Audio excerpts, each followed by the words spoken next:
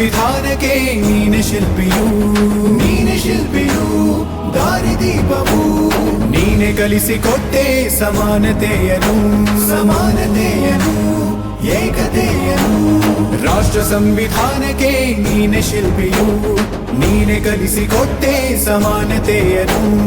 ನಿನ್ನ ಲೇಖನಿಯ ಬರಹ ದೇಶ ಗರ್ಜನೆ, ಒಂದು ಒಂದು ಮಾತು ಕೂಡ ಭೀಮ ಗರ್ಜನೆ. ನಾಯಕ ನೀನು ಭೀಮರ, ಮಹಾನಾಯಕ ನೀನು ಭೀಮರ, ನಾಯಕ ನೀನು ಭೀಮರ, ಮಹಾನಾಯಕ ನೀನು ಭೀಮರ.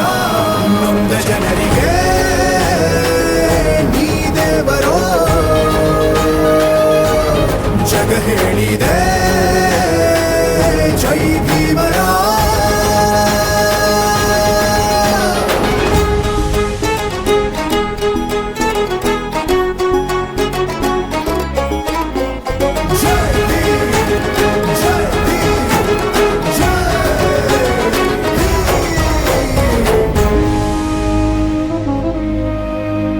ಸಂಕಟದಲ್ಲಿ ಬಂದೆ ಆಗಿ ಆಧಾರ, ಆಗಿ ಆಧಾರ, ಆಗಿ ಆಧಾರ. ಸಂವಿಧಾನ ಪ್ರಪಂಚದಲ್ಲೇ ಅತಿ ದೊಡ್ಡ ಸಂವಿಧಾನವಾಗಿ ಹೆಸರು ಗಳಿಸಿದೆ. ಈ ಒಂದು ದೊಡ್ಡ ಸಂವಿಧಾನ ಕೈ ಬರವಣಿಗೆಯಲ್ಲಿ ಬರೆದಿರ್ತಕ್ಕಂಥ ಮೊಟ್ಟ ಮೊದಲನೇ ಪ್ರಪಂಚದ ಅತಿ ದೊಡ್ಡ ಸಂವಿಧಾನ ಅಂದರೆ ಭಾರತ ಸಂವಿಧಾನ. ಸಂವಿಧಾನವು 1949ರಲ್ಲಿ 49 ನವೆಂಬರ್ 26ರಂದು ಇದನ್ನ ಸಂಪೂರ್ಣವಾಗಿ ಬರೆದ ಮೇಲೆ ಸಂವಿಧಾನವನ್ನು ಅಂಗೀಕರಿಸಿದ್ದಾರೆ. ಈ ದೊಡ್ಡ ಸಂವಿಧಾನ ದೇಶದಲ್ಲಿ 2 ಭಾಷೆಗಳಲ್ಲಿ ಲಿಖಿತವಾಗಿದೆ. ಯಾವುದಪ್ಪ ದಿನ ಈ ಸಂವಿಧಾನವನ್ನ ರಚಿಸಲ್ಪಟ್ಟಿತು.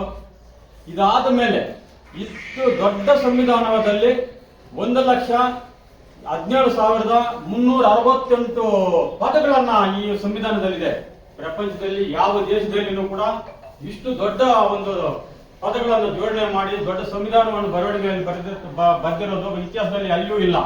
ಇಂತಹ ಸಂವಿಧಾನವನ್ನ 135 ಕೋಟಿ ಜನಕ್ಕೆ ಬರೆದುಕೊಟ್ಟ ನಮ್ಮ ಬಾಬಾ ಸಾಹೇಬ್ ಅಂಬೇಡ್ಕರ್ ಅವರಿಗೆ ವಂದಿಸುತ್ತಾ, ನಿಮ್ಮೆಲ್ರಿಗೂ ಪದೇ ಪದೇ ಇದೇ ನಮ್ಮ ಕೊನೆ ಅಂತ ನಮ್ಮ ಕಮಿಷನರ್ ಸರ್ ಹೇಳ್ತಾರೆ.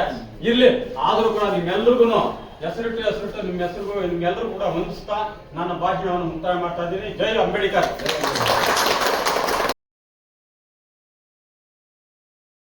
ರಾಷ್ಟ್ರ ಸಂವಿಧಾನಕ್ಕೆ ನೀನೆ ಶಿಲ್ಪಿಯು, ನೀನೆ ಕಲಿಸಿಕೊಟ್ಟೆ ಸಮಾನತೆಯನು. ನಿನ್ನ ಲೇಖನಿಯ ಬರಹ ದೇಶ ಗರ್ಜನೆ.